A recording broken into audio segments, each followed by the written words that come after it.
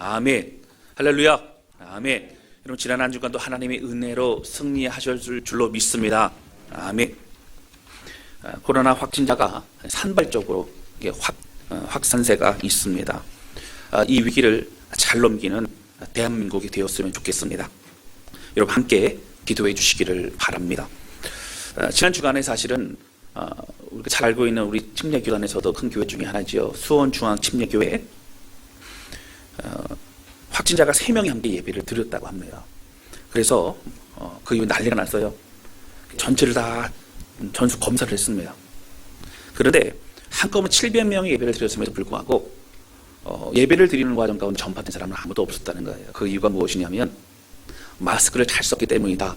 그렇게 여러분 매스컴 통해서 보신 분들이 아마 많이 있으실 걸로 생각이 됩니다.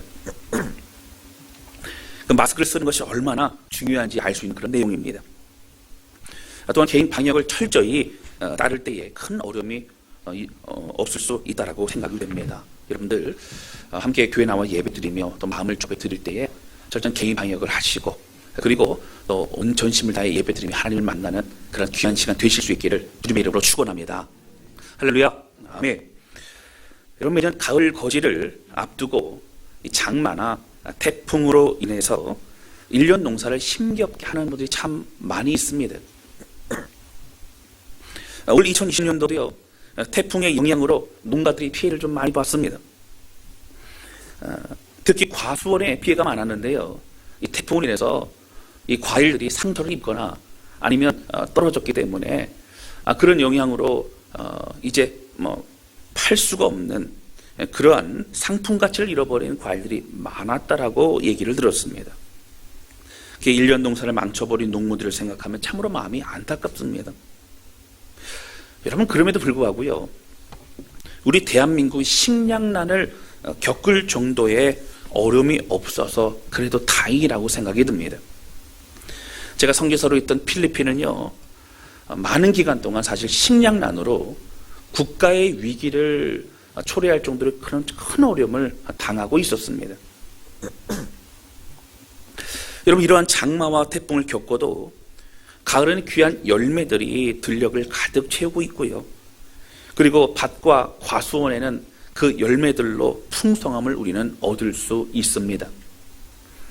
성경에는 우리의 신앙생활과 또 우리의 삶의 모습에 대해서 열매 맺는 나무라든가 아니면 농사에 대해 비유한 그런 내용들이 굉장히 많습니다. 구약의 선지자들의 가르침에도 많이 나오고요. 우리 예수님도 비유를 통해서 이런 내용을 많이 말씀해 주셨습니다. 우리의 인생도요 하나님이 기뻐하시는 그런 열매 맺는 인생이 되었으면 좋겠습니다. 할렐루야. 아멘. 그러면 어떻게 우리가 열매 맺는 인생을 살 수 있습니까? 성경의 가르침을 통해 우리가 좀 배워나가야 되겠죠. 오늘 귀한 말씀을 통해서 살펴보려고 합니다.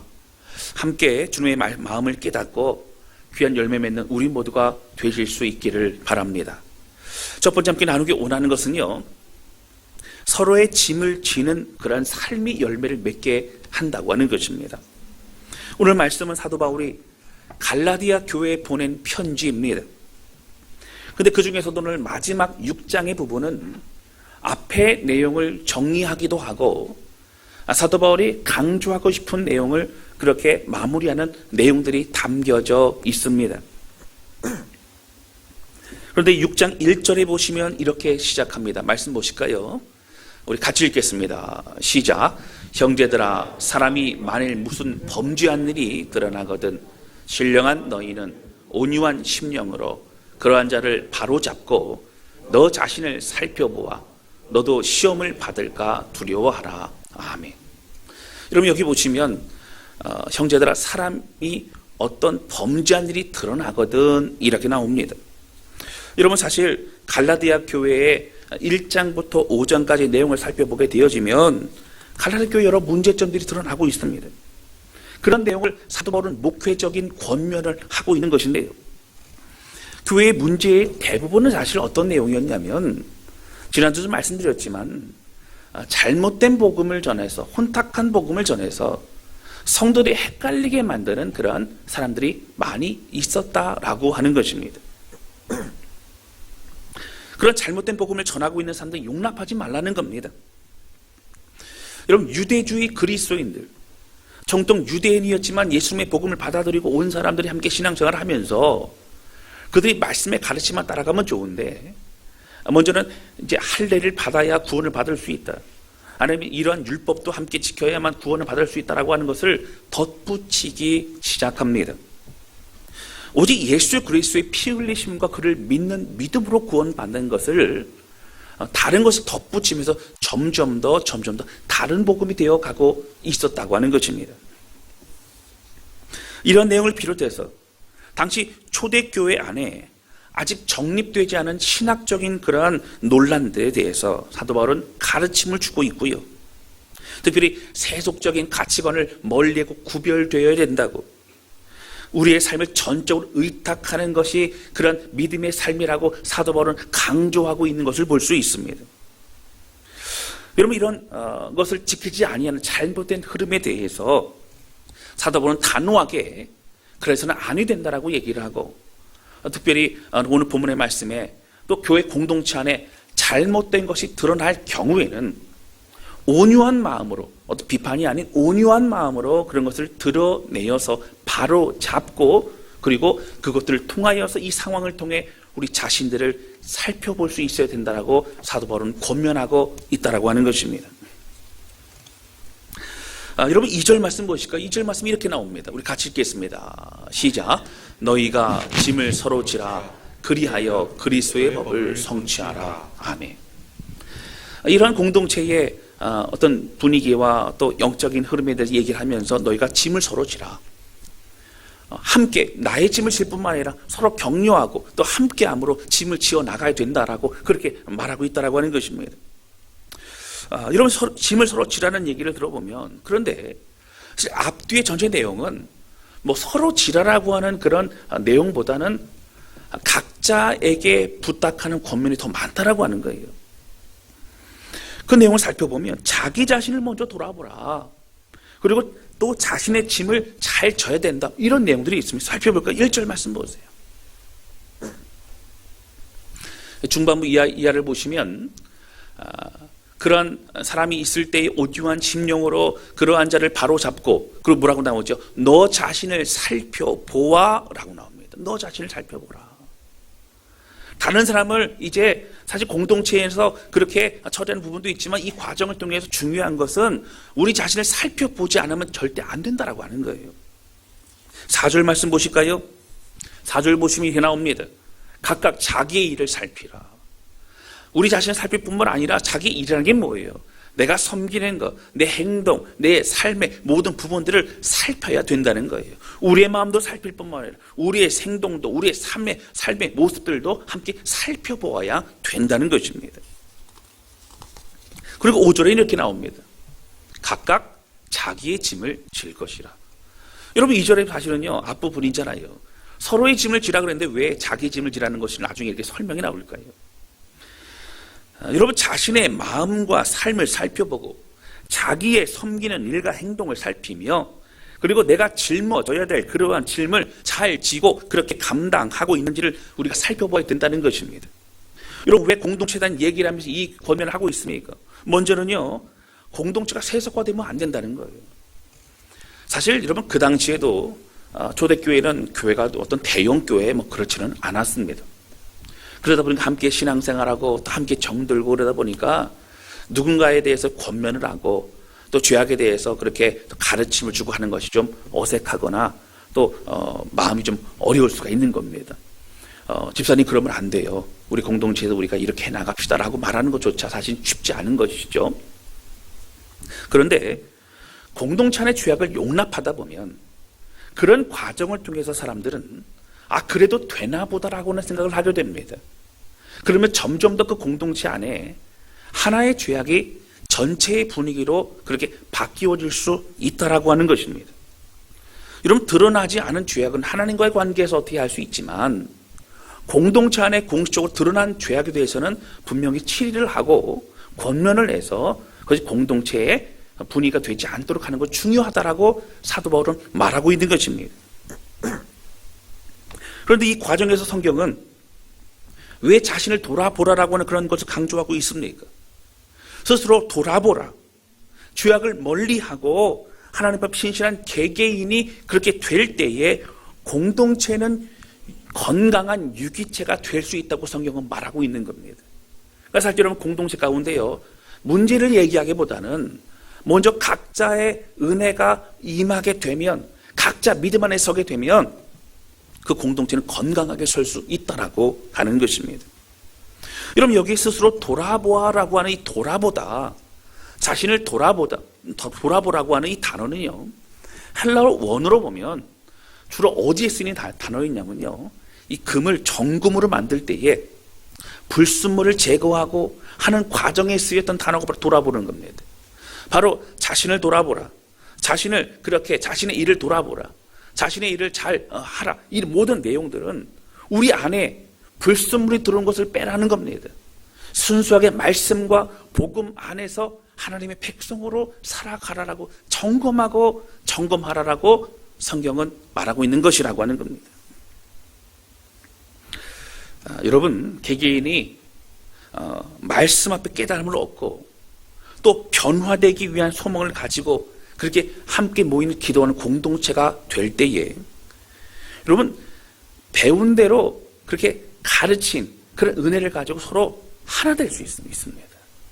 그러니까 사실 먼저 우리 자신을 되돌아보면 배운 것이 누구한테 적용이 돼요? 내 자신에게 적용되는 겁니다. 그럼 어떤 반응이 일어날까요? 하나님, 제가 죄인입니다. 하나님, 제가 부족해서 이렇게 됩니다. 라고 말할 수 있는데, 여러분, 나에게 적용하지 않고 배운 것이 있는데, 신앙생활 오래 했는데 내게 적용하지 않으면 어떻게 된다고요? 다른 사람을 향해서 적용하려고 하게 됩니다. 그러면 다툼이 일어납니다. 갈등이 생기는 거예요.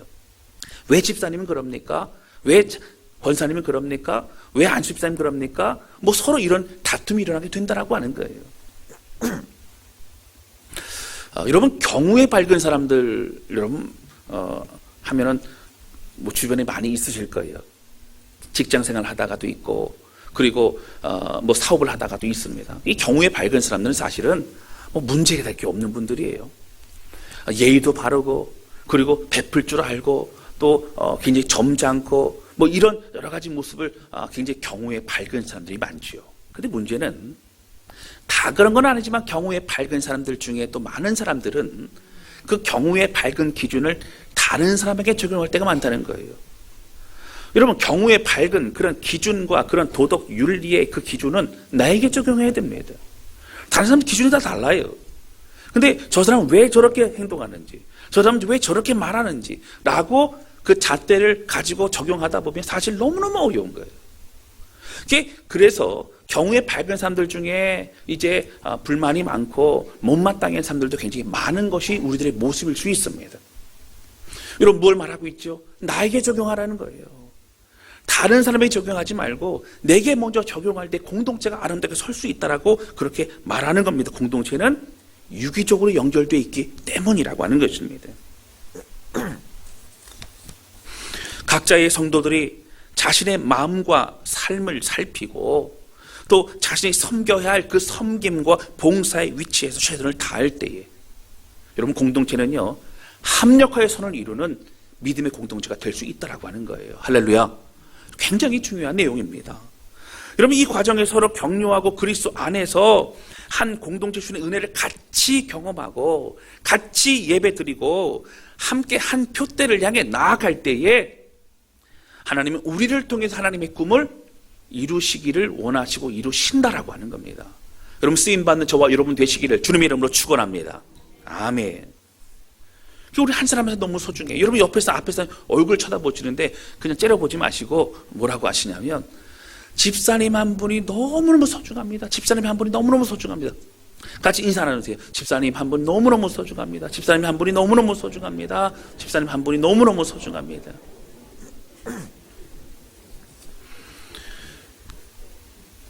여러분, 그래서요, 주님 앞에서 몸부림이 우리가 있어야 되고요. 이 몸부림치는 과정에서도 파이팅이 있어야 돼요. 여러분, 젊은 친구들 뭐라 그래요? 파이팅! 힘내십시오. 그렇게 하지 않습니까?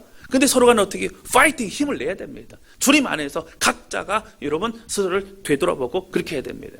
뭔 말이냐면 5절 말씀에 보면 각자 자기의 짐을 질 것이라 이렇게 나옵니다. 우리가 져야 할 우리의 짐이라고 하는 것은 단순히 어떤 일, 봉사 뭐 이런 것만 말하는 것이 아닙니다. 쉽게 말씀드리면 내가 져야 될 십자가를 말하고 있는 거예요. 내가 감당하고 내가 대가를 지불하고 내가 헌신해야 될 그런 일들도 말하고 있습니다. 죄악 앞에서 몸부림치는 것도 여러분 짐을 지는 겁니다. 말씀으로 그렇게 승리하며 주님의 길을 쫓아가는 것도 짐을 지는 겁니다. 그리고 내가 감당해야 될 공동체의 어떤 봉사와 섬김의 일도 짐을 지는 겁니다. 다른 사람 위해 기도하고 헌신하고 또 중보기도하는 것도 짐을 지는 겁니다. 내가 섬겨야 될 섬김의 장, 내가 헌신해야 될 봉사의 장에서 시간을 보내는 것도 바로 짐을 지는 것이라고 하는 것이죠. 사랑하는 성도 여러분, 우리가 성경에서 말하는 그리스도인의 삶을 잘 본받고 배워야 됩니다. 여러분 열심히 쫓아갔는데 그 길이 잘못된 길이면 어떻게 하겠어요?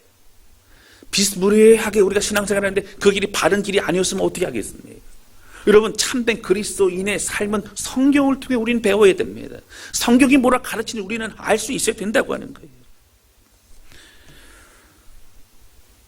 일부 예배 때 우리 김난중 권사님 대표 기도하셨는데 대표 기도 시작하시마다 눈물을 막 흘리면서 막 그렇게 기도를 하시는데 막 은혜가 되더라고요.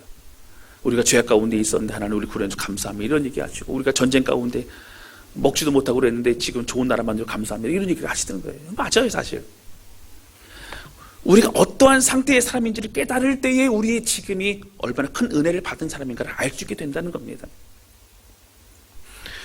우리는 소망 없는 인생이었어요.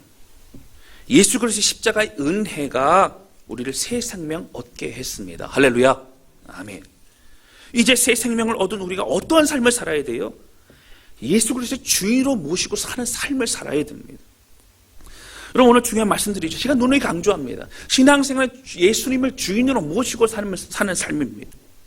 예수 믿는다는 것은 주인 되신 주님을 인정하는 것이 내 삶을 드리는 겁니다. 여러분 한국교회가 과거에 이런 가르침을 많이 하지 않았어요. 다른 이야기 많이 했습니다. 문제 해결, 기도 응답, 만사 형통, 부귀 영화, 입식 양명, 이걸 위해 애쓰고 수고하고 기도하는 것이 우리들의 목표이기도 했어요. 다 그런 건 아니지만 그렇습니다. 여러분 문제 해결과 기도 응답과 만사 형통과 부귀 영화 이런 것들은요, 예수님과 함께하는 삶 속에서 결과적으로 다가오는 그런 선물 중에 하나입니다. 여러분 이런 것이 또 뭐 늘 다 마땅히 따라오고 이런 거 아닙니다. 정확히 말씀드리면 신앙생활은 성경에서 우리에게 그렇습니다. 주님은 만사 형통과 부귀 영화를 약속하신 적은 없습니다. 주님 안에서 주시는 은혜와 평강과 천국의 소망과 또 하나님의 자녀의 삶을 우리에게 약속해 주셨다고 하는 거예요. 할렐루야. 여러분 그리스도인은 그렇다고 모두 고생하고 또 재정적으로 힘들고 많은 문제가 생기는 삶을 살아야 되는 건 당연하면 그렇지는 않아요.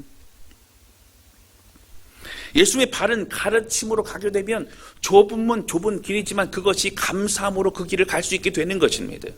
오히려 재정적 부유해도, 오히려 지식이 많아도, 오히려 많은 것에 영향을 미칠 수 있는 그런 위치에서도 겸손하게 하나님을 바라보면서 영혼들을 섬길 수 있는 사람이 되게 된다라고 하는 겁니다. 여러분 예수님 믿는 거 어려워요. 누가 예수님 믿는 거 쉽다 그랬어요? 막 그런 사람 아마 없을 것 같아요. 잘못 알고 있는 겁니다. 예수 믿는 거 어려워요. 그러나 우리가 그 길을 포기할 수 없는 것은 그 길만이 진리요 생명의 길이기 때문입니다. 할렐루야. 또한 우리에게 생명을 주시면서까지 우리 살리신 그분의 은혜 때문에 주의 길을 걸어가고 또한 그 길이 가장 행복한 길이기 때문이라고 하는 거예요. 여러분 힘들어도 우리가 성경대로 바르게 믿어야 하지 않습니까? 이 말씀은 우리가 해야 된다는 얘기가 아니에요. 우리 스스로 우리 혼자만이 아닙니다. 우리가 많은 것을 우리가 이루어야 된다는 것이 아니에요. 바리새인들은 많은 것을 했어요. 그들은 율법을 지켰고 그들은 많은 것을 했지만 결국 예수님으로부터 책망받습니다. 독사의 자식들은 하나님과 상관없이 자기의 의와 자기의 자랑을 위한 삶을 살았습니다. 사랑하는 성도 여러분, 오늘 우리가 짊어야 될 짐이 무엇입니까? 여러분 그리스도인이 살아가는 가장 중요한 핵심이 무엇이에요? 바로 주님 안에 거하는 삶입니다. 그럼 무언가를 하려고 하는 것이 앞서지 마시고 주님 안에 거하고 주님과 함께하는 것을 먼저 우선시하는 저와 여러분 되시기를 주님의 이름으로 축원합니다. 여러분, 그래서 제가 요즘에도 말씀 보내드리잖아요. 말씀을 읽고 하루를 시작하고 짧게라도 주님, 이 말씀 가지고 하루를 살아가기 원합니다. 결단하고 주님 나를 도와주십시오. 내가 주의 말씀으로 이 하루가 주 앞에 들어지기 원합니다. 고백이 드려질 때에 여러분 하나님 안에 거하는 은혜의 삶을 살게 될 줄로 믿습니다. 때로는 넘어져요. 때로는 우리가 힘들어요. 또 낙심이 되기도 해요. 사단이 우리 마음 가운데 두려움을 주기도 합니다. 그러나 여러분, 우리가 말씀 안에 거할 때 다시 바로잡을 수 있고요, 다시 평안함을 누릴 수 있고요, 다시 믿음의 영적인 눈을 열고 주님을 바라볼 수 있게 된다라고 하는 것입니다. 여러분, 교회 신앙생활과 우리의 일상의 삶이 다른 삶, 교회 문을 나가면 세상의 가치관과 그리고 자랑으로 살아가는 삶이 어찌 성경적인 삶이라고 우리는 할 수 있겠냐고 하는 거예요. 여러분, 사실 저도 여러분을 격려하고 그리고 축복하는 메시지만 선포하고 싶습니다. 여러분 잘하고 계시고, 여러분 축복받고, 여러분 이제 여러분 일 모든 것이 다 형통할 것이면 이런 얘기만 하고 싶어요. 그런데 그런 얘기만 하면 하나님 주신 이 말씀이 되는 게 아닙니다. 여러분, 성경의 오히려 절반 이상의 많은 내용들은 무엇이냐면 주께로 돌아오라는 거예요. 주님 바라보라는 거예요. 말씀 안에 깨어 기도하라는 거예요. 하나님 붙잡고 이 험난한 세상 가운데 승리하고 믿음으로 이겨내라는 겁니다. 왜 그럴까요? 이 땅은 아직 완전하지 않고 우리 믿음도 흔들리고 연약하기 때문이라고 하는 것입니다. 여러분, 한국 교회의 오래전부터 안타까운 모습이 우리에게도 동일하다면, 우리의 신앙생활이 듣는 걸로 끝나고 개념으로 끝나고 삶에 영향 미치지 못한다면 심각하게 우리는 고민해 봐야 된다고 하는 거예요. 말씀을 들어도 시작서부터 나와 상관없는 말씀이라고 생각을 하고, 또 때로는 저건 너무 과한 말씀이고 목사님만 지킬 수 있는 말씀이고 나 정도는 잘 모르겠다, 나는 어렵다, 처음서부터 포기하는 말씀을 듣고 있지는 않습니까? 생각하고 드리려 하지 않고 받아들이려 하지 않고 또 예배 참석했다는 것만으로 만족하고 돌아가는 예배는 혹시 아닙니까? 여러분, 이건 바른 신앙생활이 아니라는 거예요. 여러분, 제가 목사지만요, 이렇게 신앙생활을 내버려 두고 예를 들어서 모이는 것만 이렇게 중요하게 생각하고, 모이게 하려면 부담 주면 안 되잖아요. 부담 주면. 그러니까 부담스럽지 않은 얘기하고, 그리고 이벤트도 많이 하고 그런 이렇게 한다면, 사실 여러분, 제가 천국 가서 주님 만나면 주님 배울 낯이 없는 거예요. 아마 저한테 그러실 거예요. 싹구나 아마 그러실 거예요. 말씀 주신 대로 우리는 나누고 또 선포하고 순종하고 따라가야 되기 때문이라고 하는 겁니다. 그리고 우리가 살아가면서 저는요 고난도 없고요, 저는 어려움도 없고요, 저는 늘 평안하기만 하고요, 저는 너무 행복하기만 해요 라고 하면 잘 생각해 보셔야 돼요. 그 길이 좁으면 좁은 길을 걷고 있는 건지, 주를 위해 대가를 지불하며 희생하는 삶을 살고 있는 건지 우리 생각해 보아야 합니다. 정말 믿음의 사람은 좁은 길을 걸어가도 그 안에서 주님과 함께 가기 때문에 참된 은혜와 평안과 행복을 누릴 수 있다라고 하는 것입니다. 여러분, 오늘 말씀에서 계속 강조하는 건 무엇이에요? 자신을 살펴보고 자기의 일을 살펴보고 자기 짐을 지라고 말하고 있어요. 내가 하나님 앞에 바로 서며 또 바른 말씀의 삶을 살기 위해 몸부림치고, 그리고 그 은혜의 영향력이 어떻게 돼? 온 공동체 안에 퍼지게 된다고 하는 거예요. 누구로부터요, 여러분? 저와 여러분서부터 시작되는 거예요. 할렐루야, 아멘. 그럼 이 길을 홀로 가는 것이 아닙니다. 옆에 있는 성도들이 함께 하는 겁니다. 성령님이 우리를 붙드시고 인도하신 줄로 믿습니다. 아멘. 여러분, 우리는 애통해야 됩니다. 여러분, 우리가 이대로 천국 갈 수 있을까요? 저는요, 오직 믿음으로 십자가의 주님을 믿는 믿음으로 천국 가지만, 우리 삶이 변화되지 않는다면 그 믿음이 진짜 믿음으로 고민해 보셔야 돼요. 신문에 보니까 불이 났는데 그 사다리차로 어떤 젊은 청년 사장님이 그렇게 급하게 해가지고 사람을 3명이나 살려내고 그랬던 얘기, 여러분 아마 매스컴을 통해서 보셨을 겁니다. 많은 사람들이 박수갈채를 보냅니다. 대단하다고 얘기합니다. 근데 어떤 소방관은 물에 떠내려가는 사람을 구하기 위해서 구해주고 나서 그 자신은 희생된 그런 사람도 있어요. 여러분, 희생되고 자기가 건진받은 사람 얼마나 그 마음 가운데 고맙고 죄송하고 미안한 그런 마음을 가질 수밖에 없을 거예요. 여러분, 그 가족을, 그 희생된 그 소방관의 가족을 얼굴을 들고 볼 수 있을까요? 쉽지 않을 거예요. 그러나 죄 없으신 하나님이신 예수님께서 이 땅에 오셨다고 하는 거예요. 할렐루야. 그것이 기적이에요. 그것이 은혜입니다. 그렇기 때문에 우리의 삶을 드릴 수 있는 것이고요. 그리고 이 길을 걸어갈 수 있다고 하는 거예요. 여러분, 천국 가서요, 주님 배울 때에 무슨 말씀하시겠어요? 적당히 신앙생활 하다가 적당히 예배 드리다가 왔다고 그러면 말씀하시겠어요? 오늘 우리가 어떻게 된다고요? 자기를 살펴보고 자기의 일을 살펴보고 자기의 짐을 서로 지는 그런 인생을 살아가야 된다라고 하는 겁니다.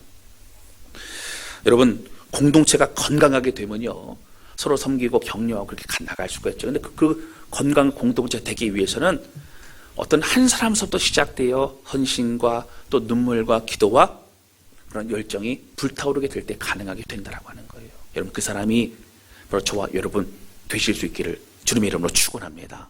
할렐루야. 아멘.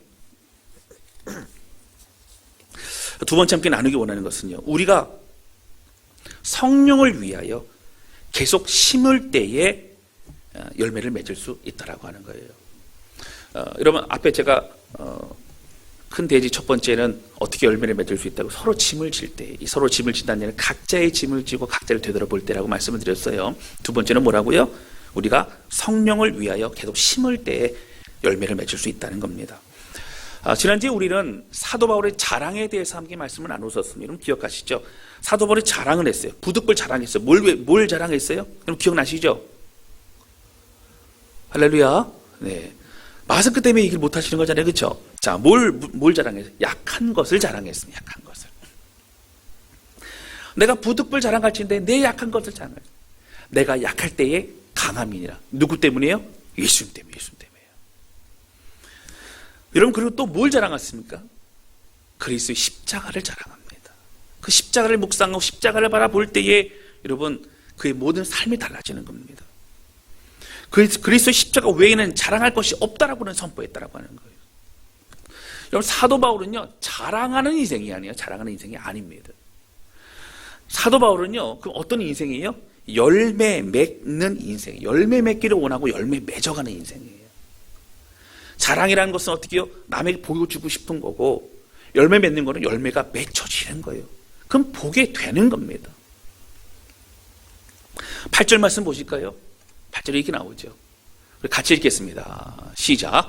자기의 육체를 위하여 심는 자는 육체로부터 썩어질 것을 거두고 성령을 위하여 심는 자는 성령으로부터 영생을 거두리라.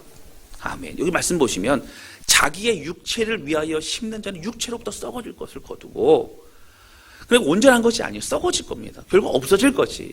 거기 생명 바칠 필요 없다는 겁니다. 애쓰고 수고하지만 그것이 가장 중요한 것은 아니라는 거예요. 성령을 위해 심는 자는 성령으로부터 영생을 거두리라. 하나님 귀한 열매 주신다는 겁니다. 여러분, 육체를 위한 것이 삶의 목적이 아니었습니다. 사도 바울은 어떤 삶이었어요? 사도 바울도 주신 것을 가지고 감사하고 즐길 줄 아는 사람이었습니다. 만난 것도 먹었을 거예요. 그리고 자연도 즐겼을 거예요. 그러나 그는 성령을 위해 심는 것이 무엇보다 더 우선순위고 더 소중하고 더 값지다는 것을 그는 깨달을 것이라고 하는 겁니다. 7절 말씀 보실까요? 이렇게 나오죠. 스스로 속이지 말라. 하나님은 업신 여김을 받지 아니하시나니 사람이 무엇으로 심든지 그대로 거두리라. 여러분, 이 말씀은요, 성경한테 뭐라고 표현하냐면요, 나는 이 정도면 나는 천국 갈 수 있을 것이야. 난 이 정도로 적당히 해도 괜찮을 것이라고 스스로 생각하는 것, 속임당하는 거라는 거예요. 말씀에 비추듯 말씀의 사람으로 살아가고 있는가? 참된 믿음을 가지고 있는가? 그 믿음으로 고백하고 믿음으로 구원 받았는가? 점검해 보라고 하는 것입니다. 그러면서 뭐라고요? 무엇으로 심든지 그대로 거두리라. 심는 만큼 거둔다는 거예요. 심은 대로 거둔다는 거예요. 내가 선을 심으면 선이 열매를 맺고, 내가 악을 심으면 악이 열매를 맺게 된다고 하는 것입니다. 하나님, 우리가 그러한 생각을 하셔도 하나님은 괜찮아, 그렇지 않다는 속지 않으시는 분이라고 성경 말하고 있는 겁니다. 여러분, 우리가 어디에 우리가 많은 시간을 사용하고 어디에 중요한 가치를 두고 있는가가 너무너무 중요한 우리 삶의 가치라고 하는 거예요. 그런데 여러분, 이 심는 거 참 어렵지요. 심을 때는 여러분 어떻게 해요? 까마득합니다. 저는 농사를 지어보지는 못했어요. 그냥 화분에 이렇게 이제 상추 심어보고 뭐 이런 건 해봤지만 농사 져서 뭐 그런 걸 못 해봤습니다. 여러분, 농사 지을 때 밭에서 뭐 씨 뿌리고 그런 것도 보면 뿌린 대로만 다 나지 않아요. 많이 뿌립니다. 왜냐면 밭이 완전히 잘 준비되고 있으면 그것이 씨가 싹을 틔우고 자라날 그런 확률이 높지만 밭이 조금 이렇게 거칠거나 아니면 뭐 수분이 좀 덜하거나 뭐 환경적으로 좀 이렇게 따뜻하지 않다거나 그러면 사실 그렇게 싹이 나는 것이 확률이 적을 수도 있어요. 근데 중요한 것은 무엇이에요? 심어야 싹이 납니다. 뿌려야 싹이 나는 거예요. 그 심는 역할이 있으면 절대로 싹이 날 수 없고 자랄 수 없고 열매를 맺을 수 없다라고 하는 거예요. 그래서 심으라는 겁니다. 그런데 여러분, 심을 때는 잘할 수 있을까 의심이 들기도 하고 될까 의심이 들기도 합니다. 그런데 여러분, 열매를 맺을 것에 대한 확신을 가지고 심을 때에 우리가 심을 수 있고 우리가 뿌릴 수 있고 그리고 기대할 수 있고 힘들지 않게 할 수 있다는 거예요. 여러분, 씨를 많이 뿌려야 됩니다. 그리고 여러분, 우리가 뿌리게 되면 자라게 하신 분은 하나님이시고요, 거두게 하시는 분은 하나님이신 줄로 믿습니다. 아멘. 이게 9절에 뭐라 그래요? 중요한 말씀 9절 보실까요? 우리 큰 소리로 같이 읽겠습니다. 시작. 우리가 선을 행하되 낙심하지 말지니 포기하지 아니하면 때가 이름에 거두리라. 여러분, 이 말씀 좀 보세요. 우리가 선을 행하되, 우리가 심되, 우리가 뿌리되 낙심하지 아니하면, 또 지치지 아니하면, 포기하지 아니하면 때가 이름에 거두리라. 여러분, 낙심하지만 않고요, 지치지만 않고요, 기도하며 우리가 뿌리고 우리가 심으면 어떻게 된다고? 결국 하나님의 때에 거두게 된다라고 하는 거예요. 할렐루야. 아멘. 여기 말씀 보세요. 때가 이름에 거둘까 하노라 라고 나와 있을까요? 아니에요. 때가 이름에 반드시 거둔다고요. 반드시 거둔다고요. 시편 말씀 뭐라고 되어 있어요? 반드시 곡식단을 거두어 드리게 된다라고 성경 말하고 있다고 하는 거예요. 사랑하는 성도 여러분, 그래서 10절에는 뭐라고 나옵니까? 그러므로 우리는 기회 있는 대로 모든 이에게 착한 일을 하되 선하게 또 하나님 앞에 우리의 모든 신앙과 삶을 드리는 겁니다. 더욱 믿음의 가정들에게 할지니라. 성도들에게 더 격려와 사랑과 베품과 섬김과 봉사를 하는 것 너무 중요하다고 성경은 말하고 있는 것입니다. 여러분, 저는 이번 코로나가 우리의 신앙의 현주소를 드러냈다고 생각을 합니다. 사실 많은 교회 목사님들이 참 어려워요. 교회마다 어렵습니다. 어제도 결혼식장 갔는데 주례하시는 목사님과 짧게 대화하는 가운데 저한테 그러시더라고요. 목사님, 교회는 어떻습니까? 저희도 쉽지 않습니다. 그랬더니 그 목사님이 얘기하시는 거예요. 저희 교회도 쉽지 않습니다. 저희 교회 근방에 있는 그 사우나에서 확진자가 생겨갖고 교회가 난리도 아닙니다. 뭐 이런 얘기를 하시는 거예요. 막 그런 얘기를 하시더라고요. 짧은 사이에. 사실 교회들은 어려워요. 여러분, 이런 어려움 가운데 성도들이 떨어져 나가는 사람도 있고요. 그리고 대부분의 성도들은 마음이 식어지거나 또 이제 힘들어지거나 또 그런 경우도 많이 있어요. 또 환경의 영향을 받기 때문에 또 회사가 어려워지거나 또 사업이 어려워지거나 그런 분들도 위축되기도 하고 어렵습니다. 그런데 여러분, 그런 가운데 우리의 신앙, 사실 연관성을 말씀드렸지만 그래도 우리 근본적인 신앙과 믿음과 코로나하고는 사실 큰 연관은 없어요. 코로나가 아니더라도 환경에 많은 어려움도 이렇게 다가옵니다.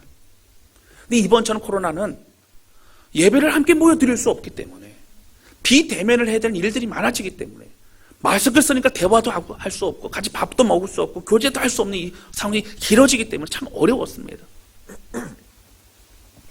그래서 사실은 홀로 신앙생활하고 홀로 주님 바라보는 그런 개인의 신앙생활 영성을 다시 한번 점검해 볼 수 있는 시간이었다고 하는 거예요.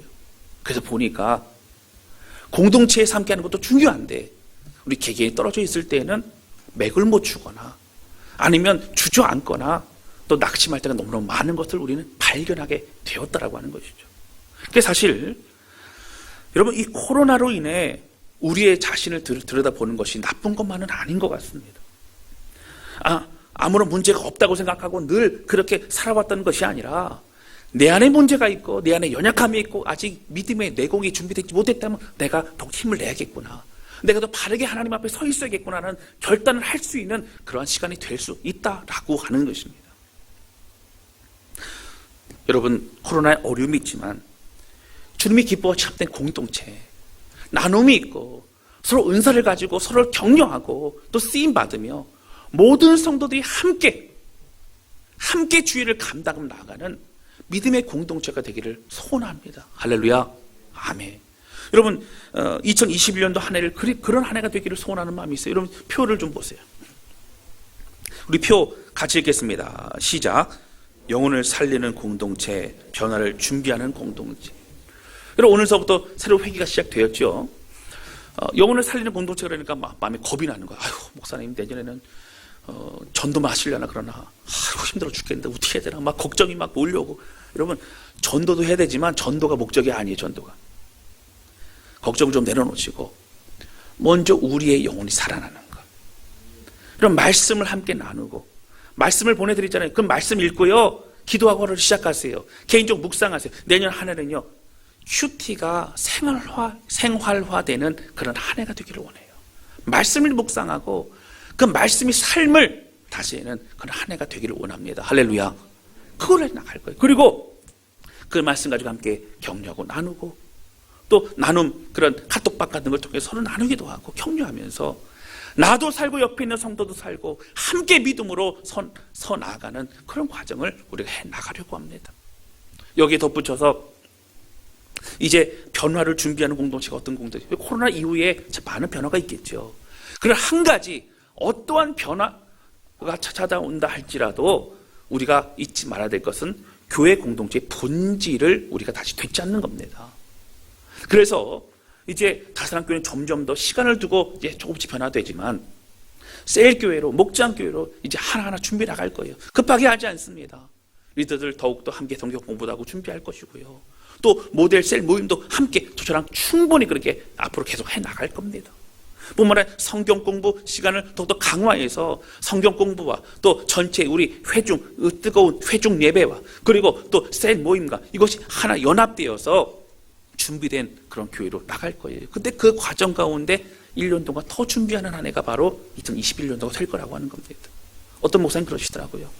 무슨 내년에 어떤 계획 하세요? 그랬더니 아유, 내년은 깜깜하죠. 뭐 올해처럼 쉽지 않죠. 라고만 하시더라고요. 그렇지 않습니다. 여러분, 기도해야 되고요, 준비해야 됩니다. 오늘 이 말씀 정리하면 그렇습니다. 그럼 심을 때 열매 맺어요.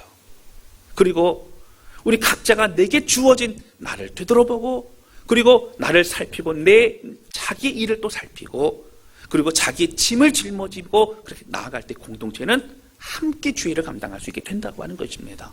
뿐만 아니라 이제 심는 거, 성령으로 심는 거, 멈추지 않고 우리 지치지 않고 낙심하지 않고 그를 감당할 때에, 그럼 2021년도는 주님 기뻐하시는 놀라운 변화와 은혜의 삶을 누리는 우리 모두가 되게 될 줄로 믿습니다.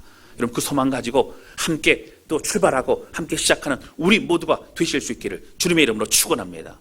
할렐루야, 아멘. 우리 시간 함께 찬양 주 앞에 드리고 기도하는 시간 가졌으면 좋겠습니다.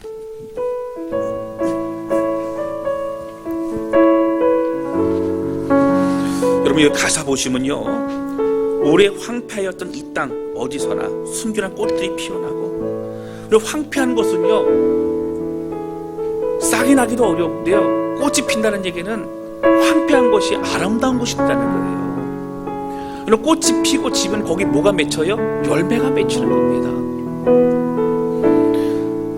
그리고 황폐한 것만 같습니까? 코로나 이 시대가 어려운 것만 같습니까? 여러분, 심으면요 하나님의 때에 거두게 될 줄 믿습니다.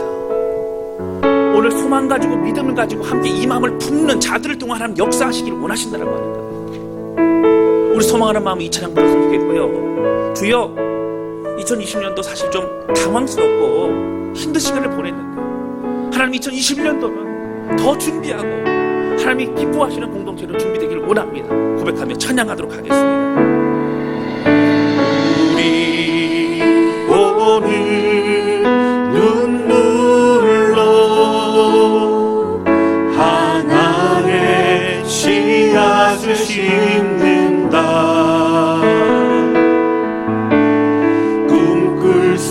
없어 무너진 가슴에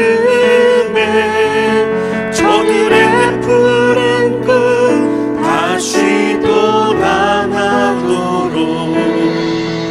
우리 함께 따르려 소망의 길을 만든다. 내일로 가는 길을 찾지 못했던 저를 노래하며 달려갈 길이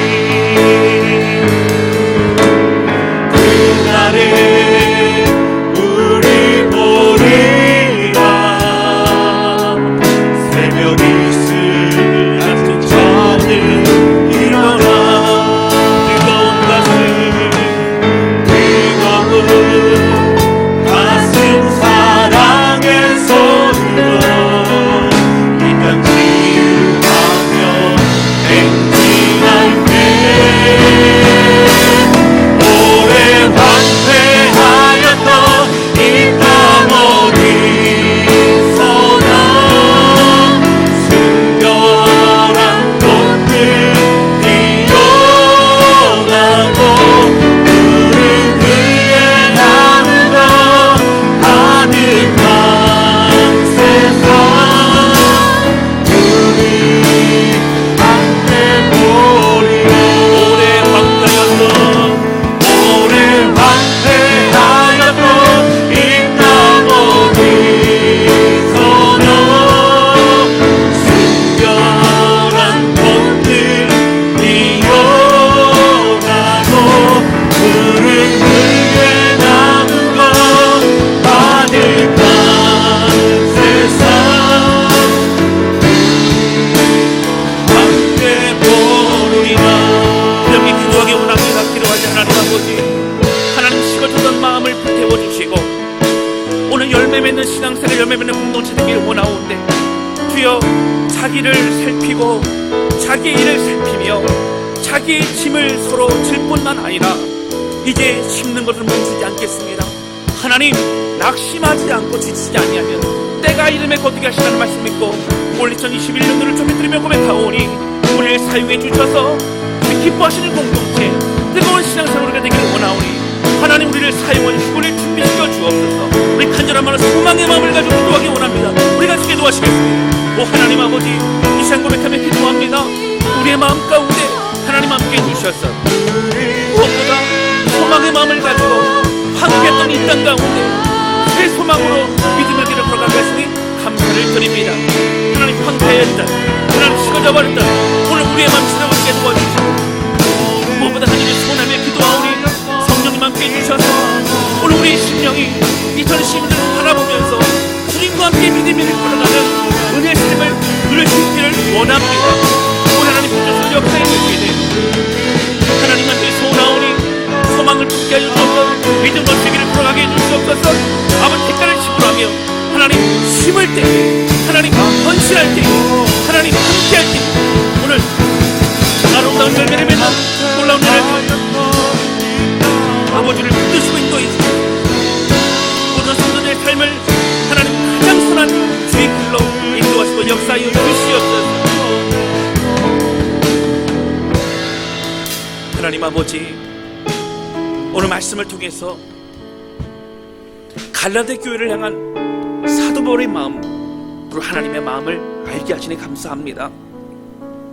주님, 열매 맺는 그런 공동체, 열매 맺는 신앙생활을 하기를 소원하는 그 마음 가운데 자신을 이제 살피고 자신의 또 일을 살피며 각자의 짐을 짊어지고 나아가는 삶이 될 때에, 신앙생활이 될 때에 열매 맺으라고 말씀하시고 또 심을 때에 심고 낙심하지 않고 이제 기다리며 또 지치지 않고 주님을 바라본다면 하나님의 때에 우리의 가운데 응답하시던 말씀하시니 감사합니다. 주여, 열매 맺는 공동체 되게 도와주시고 열매 맺는 모든 성도 될 수 있도록 주님 붙드시고 인도하여 주옵소서. 2021년도 영혼들이 살아나고 우리가 살아나고 서로 함께 격려하며 뿐만 아니라 변화를 준비하는 공동체 되기 원하오니 하나님 이 시대에 우리를 사용하여 주옵소서. 주님 감사합니다.